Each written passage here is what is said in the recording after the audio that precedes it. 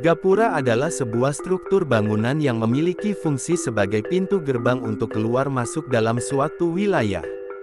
Dalam konteks arsitektur tradisional Indonesia khususnya Jawa, gapura yang mempunyai makna penting dalam kebudayaan, sehingga sering dibuat dalam bentuk yang indah dan artistik. Bahkan tidak jarang dilengkapi dengan hiasan atau ornamen khas. Lebih dari itu, gapura juga disebut sebagai ikon karena berperan sebagai elemen pertama yang terlihat ketika masuk dalam sebuah wilayah. Di seputaran kawasan luar Keraton Kasunanan Surakarta Hadiningrat atau Keraton Solo, terdapat 3 gapura dengan sebutan Trimargi Gapura Ningratu. Fungsi utamanya adalah sebagai akses keluar masuk keraton dari arah barat, timur, dan selatan. Pembangunan gapura tersebut mulai dilakukan pada era pemerintahan Pakubuwono III sekitar tahun 1750 Masehi. Hanya saja ketika itu bentuknya masih terlihat sangat sederhana karena untuk keratonnya sendiri juga baru beberapa tahun berdiri. Setelah itu dalam perkembangan berikutnya, terjadi renovasi dan pembaharuan besar-besaran di era Sri Susuhunan Pakubuwono PB 10 yang memegang tampuk kekuasaan dari tahun 1893 hingga 1939. Mulai dari Gapura Klewer, Batangan, dan Gading direnovasi secara berurutan dari tahun 1932 serta diresmikan pada 1939. Sedangkan yang membangun, adalah komunitas warga Eropa khususnya yang tinggal di Surakarta.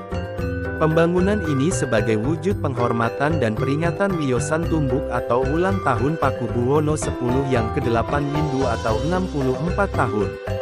Arsitekturnya menggunakan gaya yang sama, kombinasi Jawa dan Eropa dengan model lengkung serta dilengkapi dengan simbol radia laksana dan tulisan PB10 pada bagian atas lengkungannya.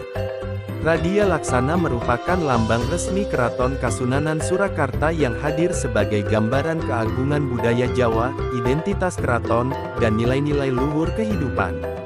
Selain itu juga menjadi lambang kekuasaan raja, sebagai pusat semesta Jawa dan kemakmuran rakyat.